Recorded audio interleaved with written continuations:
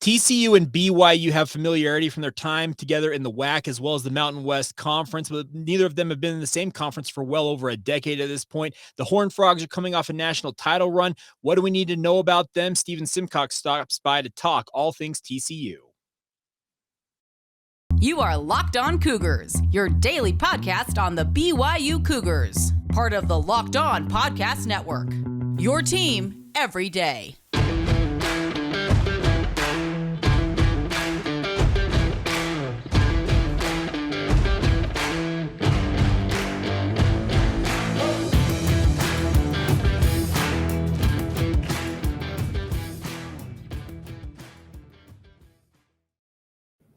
What's up, everybody? I'm Jake Hatch, your host here on Locked On Cougars, your resident BYU insider. Thank you for making Locked On Cougars a part of your routine. Thank you for making us your first listen of the day, and thank you for being an everydayer to all of you out there who are our daily listeners/viewers. As you'll see on YouTube, across from me virtually is a good friend of mine, Steven Simcox, host of Locked On TCU/Locked On Horned Frogs. Steven, what's up, my friend? Well, first of all, I love the intro music. Is that you strumming on the guitar? That's good stuff, Jake. I am not that talented. I will say that right off the top. I'm just glad that it was bed music they allowed me to pick. And that's what I went with. So, nonetheless, big ups to you for taking the time to join me on the show today, Steven. Now, some of our listeners, both on Locked On Cougars and Locked On Horned Frogs, our faces/voices might sound familiar. We did the Locked On Big 12 Roundtable for some time there, hoping that we can relaunch that at some point here in the near future. But I want to start with you today talking about the Horned Frogs. Obviously, that run to the national title last year, absolutely thrilling. I was listening to your show and watching it almost daily in the lead up to that national title game. What has kind of been the after effect, the afterglow of that run to the national title for the Horned Frogs?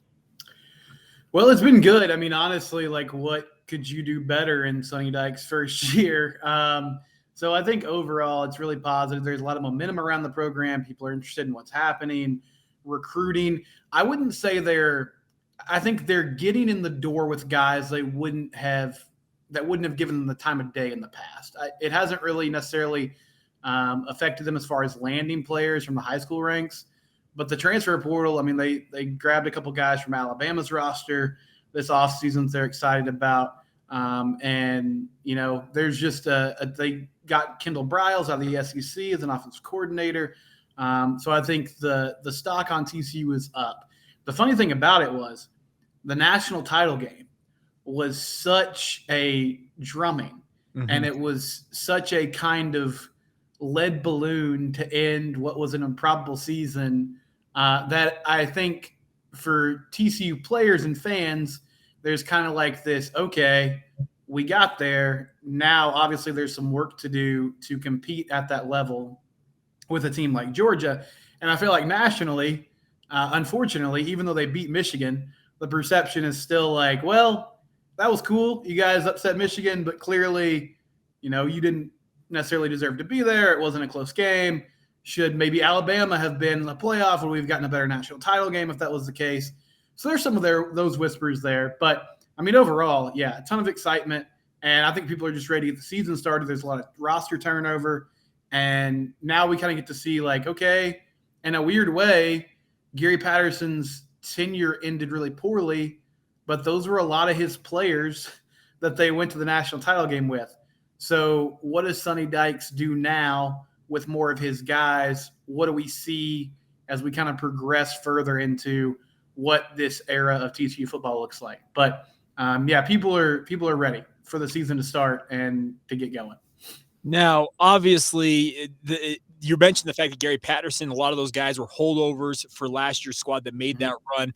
It feels like to me, and you correct me if I'm wrong here, it feels like the offense got really depleted after that run to the national title, whereas the defense, the guys returning on defense in particular, seem to be largely intact. So I guess my question is there hope of TCU making another run in the Big 12 this season, even though they essentially have to restock the offense?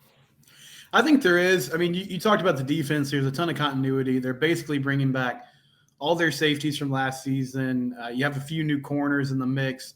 Your defensive line is largely intact as well. So year two under Joe Gillespie, you would hope that they take a step forward and play faster and play more sound on the defensive side of the ball. But yeah, you're losing a lot of playmakers. I mean, Kendra Miller, the running back's gone. Quentin Johnston was a first-round pick.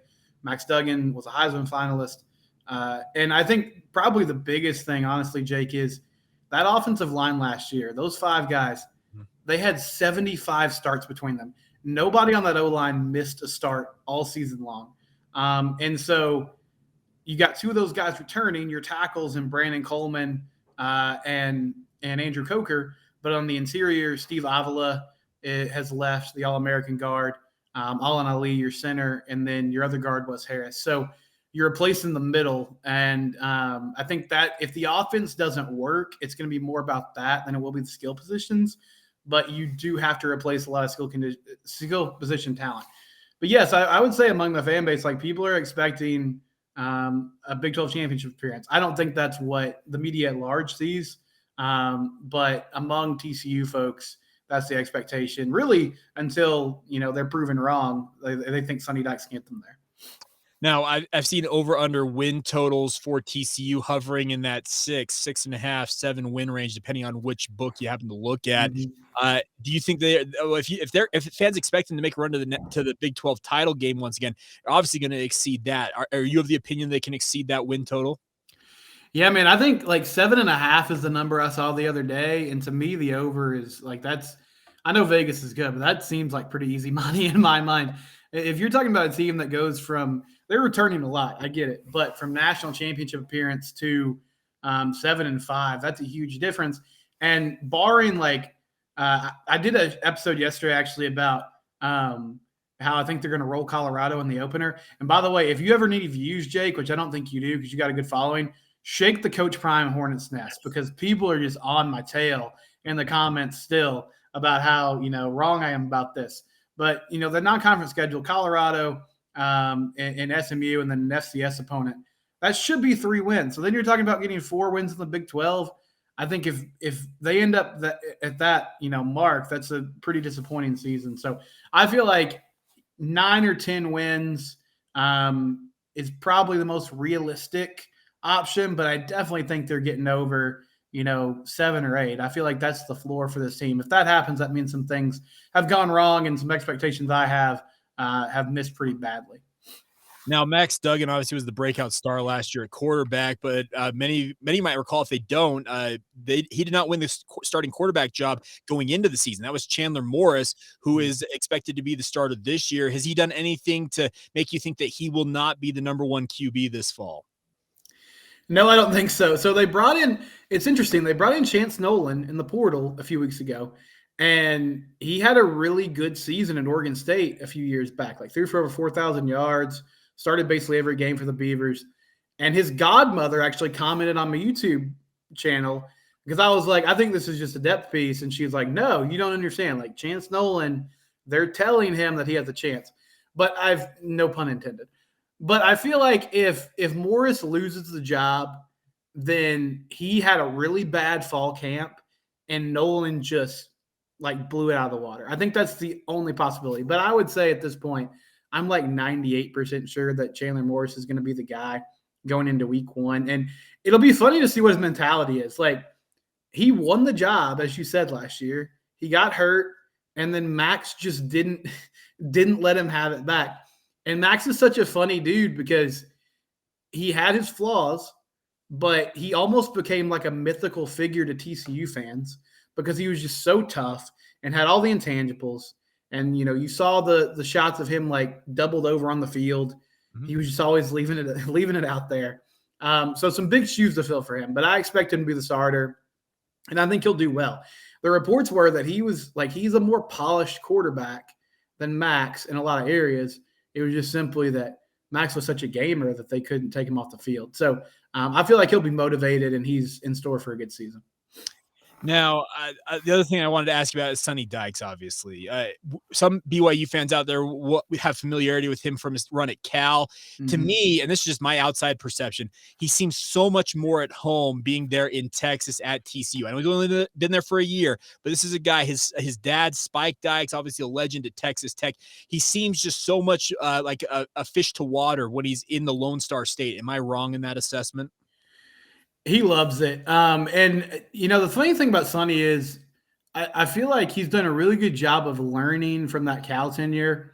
And I honestly don't even think the Cal tenure was that horrible. You know, they were 1-11 his first year, and then they made a bowl game in year 2. I think 5-7 his last season, and they sort of mutually decided, like, hey, let's part ways. But he was a true air raid guy then, and he still has those roots. But I think he's committed now more to running the football, being a more physical football team, making sure that he has a defense that can at least function and play at a high level.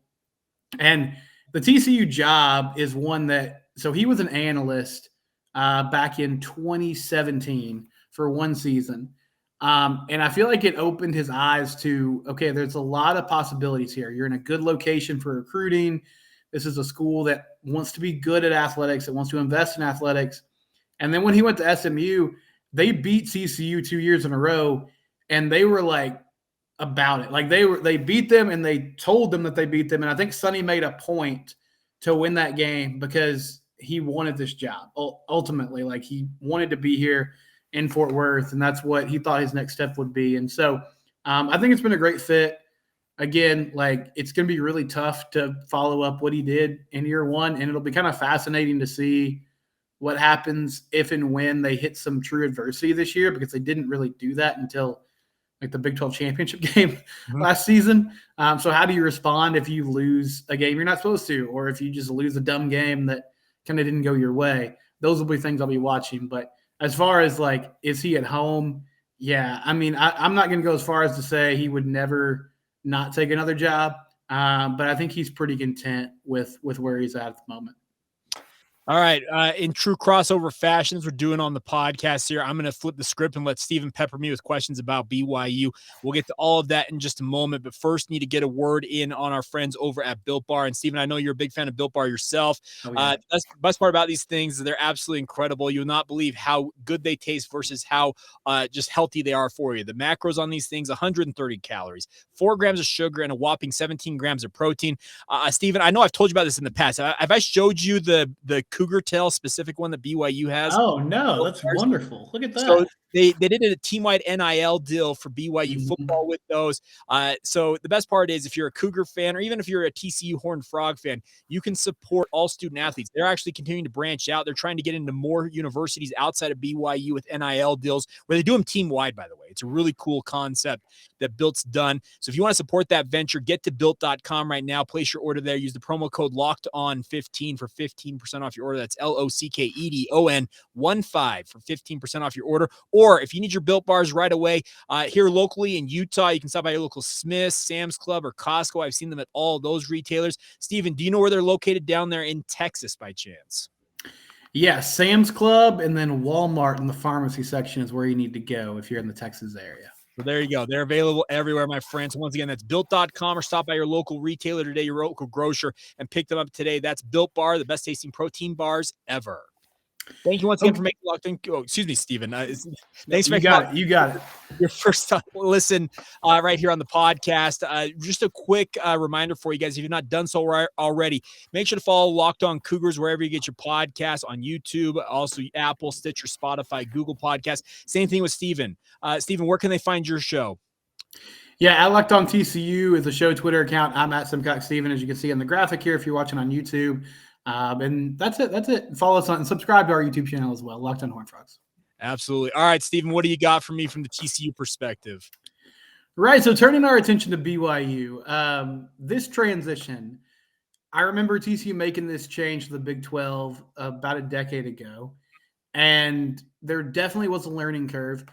I want to get your perspective, though, because I feel like obviously BYU plays Power 5 opponents every single year. They've been in a conference before. How big of a step up will this be from like a weekly kind of grind perspective as opposed to how they typically schedule in a given season? So BYU has tried to schedule as strong of a schedule as they could have in the last 3 or 4 years. They've played what I've called a Power 5 adjacent schedule. And what I mean by that is they've scheduled between 6 and 8 Power 5 opponents in the past 2 to 3 seasons. It sans the 2020 season. That one obviously got screwed up due to the pandemic. But they have tried to make their schedules as beefy as they possibly can with the thought of gearing up for this jump.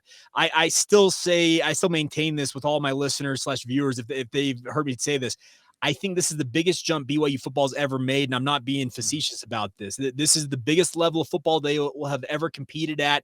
They've competed favorably when they've been in other conferences, but this is the big boy table. This is what BYU went independent for those 13 years ago now. They went independent with the goal of getting to this level, to be a Power 5 opponent, and they've done their best to obviously try and upgrade their facilities, the support staff, the resources being afforded to their student athletes. But Stephen, I'll say this also. I think there's these certain things BYU doesn't know they need to know until they're actually in the middle of the grind that is going to be the Power 5 level.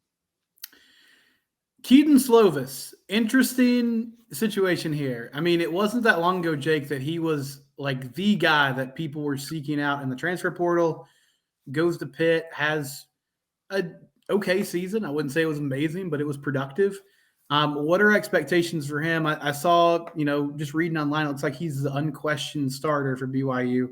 What are expectations as he comes over to quarterback the Cougars this year? Yeah, Aaron Roderick, the offensive coordinator, the final day of spring ball said, let me make it very clear for you guys. Keaton Slovis is our starter. And I was like, oh, okay, well, there you go. We have our answer on that front. And I was not unexpected. He was the guy at the helm of the BYU offense all spring practice, all spring camp long, I should say. The biggest thing for him, though, is going to be if he can get returned to the form that he showed previously. You remember back to when he was a freshman at USC and he was that dark horse Heisman contender type player. He was throwing the ball all over the place.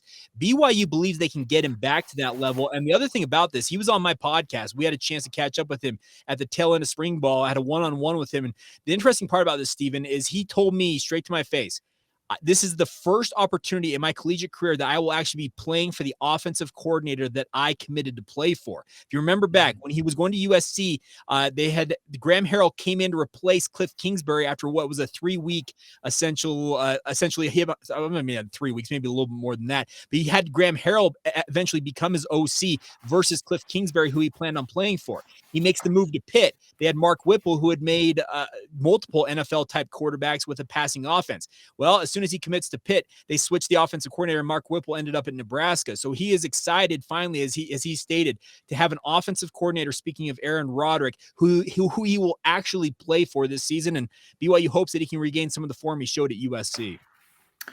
So defensively, they go grab Jay Hill, who was the head coach at Weber State. Am I correct? Correct, yeah. Okay. So coming from a head coaching position to the DC, what kind of scheme does he run? What kind of players is he looking to bring to this BYU defense? He runs, so he's from the Kyle Whittingham coaching tree, same with Kalani Sitake and Aaron Roderick. Funny, the brain trust that's running BYU is all Utah guys that worked under Kyle Whittingham. And Jay is a devotee of what Kyle Whittingham has run on defense. It's kind of a hybrid 4-3 scheme. You'll see it morph into a 4-2-5 a lot of the time out there when it comes to facing spread offenses. But the whole idea of it is generating pressure with your front four. Your defensive line has to be able to get pressure on the opposing quarterback. Now, let me also acknowledge the last 5 or 6 years for BYU on defense, they have struggled mightily to get pressure on the quarterback. So they went to the transfer portal, brought in some guys from Boise State and Isaiah Banya and Jackson Cravens with the hope that those guys might be able to beef up the pass rush a little bit. But the biggest thing is going to be how much improvement they can get along that defensive front from BYU this season. I'm not expecting it to be just absolutely a starring role for that D-line, but any production that they get this year might be better than what they've shown the last 3 or 4. Going back to the offense for a second, so new QB, also a lot of turnover at that wide receiver position, or at least losing a lot of production. Did anyone catch your eye in spring practice, Jake, or you hear from the coaching staff, like this could be the guy that emerges as that main pass catcher this season? Well, so there's a guy actually down from your guys' neck of the woods that is probably going to be BYU's top dog this year. It's Keanu Hill. He went to Euless Trinity High School down there in Euless, Texas, before coming to BYU. Funny enough, his dad is Lloyd Hill, obviously the former Texas Tech star, and Roy Williams from the University of Texas, of the University of Texas fame, is his uncle. So he's got great bloodlines in terms of just overall athleticism. But he was kind of the unsung hero last year for BYU at wide receiver. He led them in passing yards, and receiving yards, and led them also in touchdown receptions, but kind of got overlooked with Puka Nacua as the star who just recently got drafted in the NFL draft. I'm expecting that Keanu Hill takes another step forward this year and really becomes that number one guy for BYU, but they know that they are very thin at wide receiver, and they have offered upwards of 10 different guys in this transfer portal cycle, this spring portal, with the idea of bringing in multiple bodies at that wide receiver position. The nice part is outside of Hill, they still have Chase Roberts and Cody Epps, who are very good wide receivers, but need to prove they can stay healthy for an entire season. So their top three look pretty good at wide receiver. The question is beyond that, what will they have? They recently got Darius Lassiter in terms of a commitment out of Eastern Michigan via the transfer portal, and I would expect maybe 1 to 2 more guys before all is said and done to be added to that position group. What's your feel for the pulse on Kalani Sitake at this point? I mean, I know last year they ended up winning that bowl game, get to 8 wins. Is there any restlessness? Is there any pressure? Or are people still, kind of full go on this era of BYU football? The thing about Kalani is he is a guy that grew up a BYU fan, lived the dream playing for his idol. Speaking of Lavelle Edwards at BYU as a team captain, his whole goal in getting into coaching essentially was to take this job. He believes BYU is the end all be all for him as a head coach, and that has endeared him to many Cougar fans. Yes, there have been struggles along the way. They missed out on a bowl game for the first time, and it was more than a decade in 2017 in his second year at the helm of BYU's program, and that caused a lot of people to be like, okay, is this really the dude that can lead us forward? But he recovered nicely, has had some pretty good seasons with some good quarterback play. I think the Big 12 leap is going to give him a little bit of a reprieve from any type of pressure, it feels like to me, because BYU fans know that they're stepping into a new era of football for their program that it's unprecedented for BYU. Mm-hmm. So I think that he is the guy that is the perfect fit for BYU right now. He just fits everything that BYU is all about. He embraces all the challenges that come from being at a religiously affiliated university, maybe the most notable in terms of religious affiliation because of the honor code that BYU has. All the students have to live, the academic requirements, and just the overall fit of what BYU football is all about. So I'm not sure you can find a better fit for BYU right now than Kalani Sitake. So BYU's coming to Fort Worth this year in football, but for my listeners, when they make the trip out to Provo, I want to get out there for a baseball series. I've seen the mountainscapes behind the stadium. I tweeted about this, and some BYU people are very kind. They said they would buy me some ice cream when I came out there. That's like the equivalent of buying someone a beer in Provo, which I appreciate. And I saved those tweets. So if you're out there, I'm gonna make good on that promise that you made me. But places to eat, Jake, if you give me 1 or 2 when these TCU fans make the trip to Provo, somewhere to eat, maybe something they can't miss from the great city that BYU resides in. Yeah, I've got 3 for you on this. So okay, one, I know that y'all are Texans and y'all love your barbecue, and trust me, Texas barbecue is the best in the country. I'm not saying that just to say it on this podcast. I believe it's truly the best in the entire world. There is a barbecue place here in Utah that is a Central Texas barbecue joint called Bam Bam's Barbecue. Bam Bam, the owner, Cameron Treyu, is what his real name is. He goes by Bam Bam. He was trained in Texas. This guy knows what he's doing, and I would encourage you. I know that it sounds almost sacrilegious to suggest to a Texan to come to Utah and try Texas barbecue, but I would encourage you to give it a shot. It's a stone's throw away from BYU and the campus, and it's just the next city over in Orem, where I grew up. I think it's fantastic. It rates right up there amongst the best barbecue I've ever had, and I'm telling you, Texans need to give that one a shot. The other thing that's kind of unique to Utah, it's kind of a homegrown product, is a place called J-Dogs. It's very simple. I know that a lot of Texas is starting to see In-N-Out kind of invade down there in the Lone Star State. Well, J-Dogs kind of took that same idea, but it does this with hot dogs. They offer 2 different types of hot dogs. They offer, you can get whatever chips you want with it and whatever drink you want, but it's the simplicity of it. It's absolutely awesome. It's worth checking out. There are locations all over the Wasatch Front here in the Salt Lake, Provo Metroplex area. So if you want to stop by that. But then in terms of in-stadium, I already talked about it when we talked about Built Bar, the Cougar Tail. It's unique. It's an 18-inch long, so a 1.5 long maple bar donut. You got to give it a shot. I would encourage you. I cannot finish one myself. I have to share it between 2 or 3 people, really, if I'm going to have one. But it is absolutely, you cannot miss it when you come to Provo. And obviously, Cougar fans will hook you up with the ice cream. The best part is the BYU Alumni Association actually goes and hands it out to opposing fans during the middle of the game. So you'll get it for free if you come out. Wow, that's amazing. I'm interested in the donut. That sounds like a couple minutes of my life that I could take away. And I'm always down for food that does that. It'll carve maybe an hour off of your lifespan, but it's worth trying. Well, good stuff. Thank you, Jake. That's our kind of, for our TCU fans, that's our BYU preview going into the season. Jake, how do you want to wrap things up here on our Locked On crossover? I've got one other question. I meant to ask you this earlier, and we'll wrap it up here. I mentioned in the open of today's show that BYU and TCU have familiarity with one another from time spent in the WAC together for a short period, and obviously for a longer time in the Mountain West. Do TCU fans still remember BYU? Because I know BYU fans remember TCU. Trust me, you'll see it in the comments on this show that it'll pop up. But do TCU fans still hold the same type of vitriol and disdain they once had for BYU? I mean, they definitely do. I wouldn't say it's going to be like the main rival when they jump in, but definitely for alums that have been out of school for 10 plus years.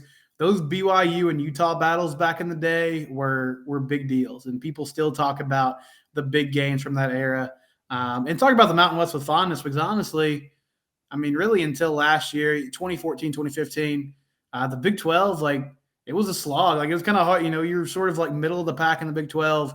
When they're in the Mountain West, they were kind of one of the top dogs for sure. But yeah, there's some juice there. I'll be interested to see, like, this kind of happened with Baylor. So Baylor and TCU have a long rivalry, but it was pretty one-sided in TCU's favor for a long time because they got left out of the Big 12. And so they always had that vitriol for Baylor, but Baylor didn't really think about TCU much anymore. But then as soon as they joined the Big 12, they immediately had some like great games. And then it was like, okay, this thing's back on fire. So I imagine, in Fort Worth, in Provo the next few years, if we have some close battles, which I imagine we will, then that rivalry is going to get juiced up again. And I'm excited for the new Big 12. I love beating Texas more than anybody else just because their fans are the worst.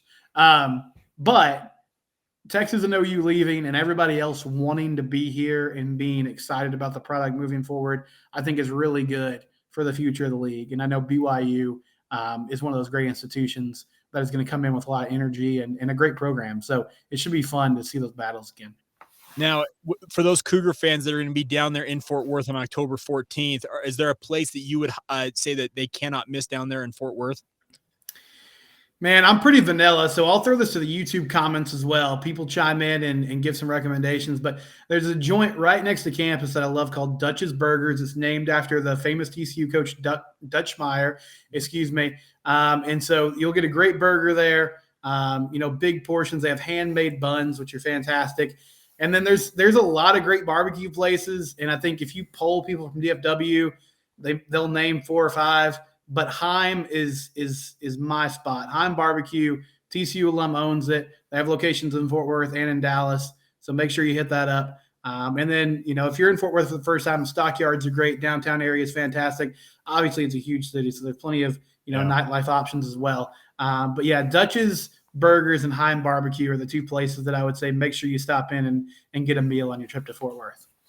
All right, Stephen, where can everybody find your work and where can they find the podcast? Yeah, so subscribe to the YouTube channel, Locked On Horned Frogs. We're on Twitter. The show is at Locked On TCU. I'm at Simcox Steven, and you can catch it, anywhere you get your audio podcast as well. And Jake, we're on the SiriusXM app now, so hey, that's cool. That's a cool thing.